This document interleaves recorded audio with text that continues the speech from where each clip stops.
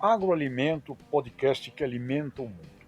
Incertezas, pessoal, o acaso, a sorte, decidem muito mais a economia do que imaginamos. A afirmação esta é do Prêmio Nobel de Economia de 2002, Daniel Kahneman. Por isso, estávamos falando, até poucos meses, de uma perspectiva de ótimas safras no Brasil e, com isso, vivíamos um potencial de crescimento do PIB, do Produto Interno Bruto. Porém, a dependência do PIB está sendo totalmente afetada pelo clima na agropecuária. As principais instituições financeiras recentemente estão projetando para menos o crescimento do PIB do Brasil em 2022, em função de uma perspectiva de diminuição das safras. Por exemplo, organizações como Berkeley reduzem a perspectiva do PIB brasileiro para 2022 para apenas 0,3% de crescimento. BNB Paribas, por exemplo, que previa um PIB brasileiro de mais 0,5%, está prevendo agora menos 0,5% por causa do PIB da agropecuária, onde nós estamos com uma perspectiva, segundo o BNP Paribas, de apenas crescimento de 1,5%. Portanto, passamos a ver os problemas da estiagem no sul, sudeste, centro-oeste, os problemas das enchentes a nível de Bahia, Minas Gerais, ou seja, problema climático. Assim, fica aqui a questão, ao olharmos essa queda do PIB do Brasil em função de riscos climáticos, fundamentalmente na agropecuária, o que poderíamos você pensar a respeito? Riscos de clima, excesso de chuvas, secas, riscos de pragas, doenças, riscos de condições cambiais, taxa do dólar, risco de ações de outros países, geopolítica, como por exemplo a China, que havia perdido 40% da sua suinocultura 2 anos atrás, com a peste suína africana. Imaginávamos que fosse levar de 5 a 6 anos para recompor o seu rebanho e conseguiram fazer isso em 2 anos. Isso afeta o Brasil, quarto maior produtor de suínos, quarto maior exportador. Portanto, a gente passa a ter aí um cliente que passou a ter muito mais produção interna, num tempo que nós não imaginávamos. Em 2 anos, fizeram uma grande recuperação, inclusive acabando em grande parte com aquela suinocultura de subsistência, criando lá uma suinocultura industrial. Eles que são os maiores produtores e consumidores de suínos do planeta. Em paralelo a isso tudo, vem o aumento do custo da ração, aumento do custo do milho, da soja, em paralelo ao problema climático que diminui a oferta da comida para os animais. Consequentemente, isso gera um desespero, gera uma preocupação gigantesca do ponto de vista dos produtores na área de proteína animal, e significa dizer o seguinte: o setor de alimentos não pode ignorar a lei que diz: a única certeza são as incertezas. Por isso, precisamos criar e estar preparado para elas com planejamento e ações estratégicas. Neste cenário, onde incertezas estão nos pegando, sem contar Covid-19, eu quero provocar, incomodar a todos. O que poderíamos ter feito? O que poderíamos ter feito já ficou um pouco no passado.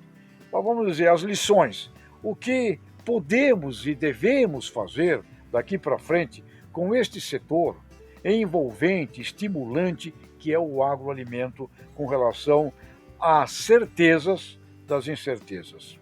Metas de produção, objetivos de participação em mercados mundiais, diversificação. Temos condições de vender muito mais no mundo. Necessitamos de irrigação, de armazenagem, diminuição da dependência de fatores básicos de agricultura, como produção de ativos químicos no Brasil, fertilizantes, desenvolvimento veloz dos bioinsumos, mecanização para todos os níveis de agricultores, estímulos muito maiores para a agroindustrialização, criação de marcas que sejam percebidas pelos consumidores finais, precisamos de crédito, biogás, biometano e necessariamente de uma imagem de um país agroalimentar onde sejamos vistos como originadores reais de uma potência agroambiental. Portanto, você pode dizer, mas, Tejon, isso é um verdadeiro plano de negócio? Sim, um plano de negócios do sistema agroalimentar brasileiro nos faz falta. E aí, nós precisamos também separar política partidária, ideológica, de ciência e da administração de um setor que é vital para a economia do Brasil, porque está aí provado. Problema com a agropecuária e impacto direto no PIB brasileiro. Portanto, eu queria aqui dizer a vocês, nós temos condições de utilizar áreas de pastagens degradadas para ter um programa incentivado, especial, de crescimento, pelo menos, dos grãos, porque soja e milho está para o agronegócio, para o alimento, assim como o aço está para a indústria. Se falta milho, se falta soja, nós deixamos de vender para o mundo e deixamos de poder abastecer aqui todo um setor derivado agroindustrial, que significa emprego e que significa também um abastecimento mais seguro de toda a população brasileira. Então, é necessário que tenhamos uma ação estratégica do governo para a segurança agroalimentar e necessariamente um envolvimento cada vez maior da sociedade civil organizada, onde eu tenho certeza que o IPA, o Instituto Pensar Agro, poderá nos ajudar maravilhosamente nessa orquestração. E aqui, com relação a fatores incontroláveis, eu quero trazer uma visão de fora, uma visão da medicina. O Dr. Luiz Macedo, que ficou agora muito conhecido, mas é meu médico também, ficou muito conhecido por fazer as cirurgias do presidente da República.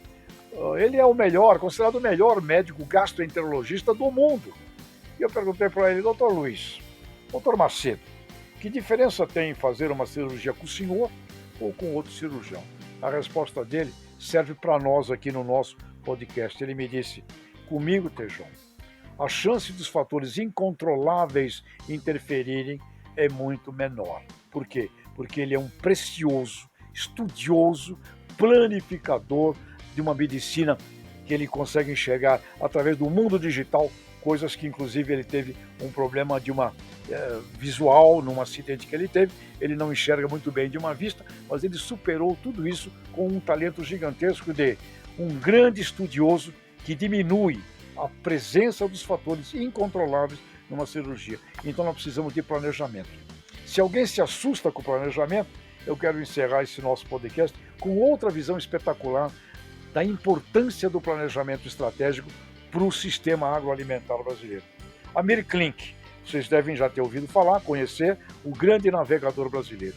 Eu conversei com Amir quando ele fez a travessia num barco a remo da África para o Brasil. E lá eu perguntei para ele, Amir, você tem medo? Ele falou, Tejon, eu só tenho medo quando eu planejo. Se eu errar no planejamento, quando eu entro no mar, no oceano, eu não tenho mais tempo para ter medo. Portanto, planejamento estratégico fundamental. E não precisa ter medo dele não. Fazer com muita precisão, porque quando começou o ano, não dá mais para voltar para trás. Vamos lá, pessoal. Agroalimento é o nosso podcast que alimenta o mundo. Até a próxima!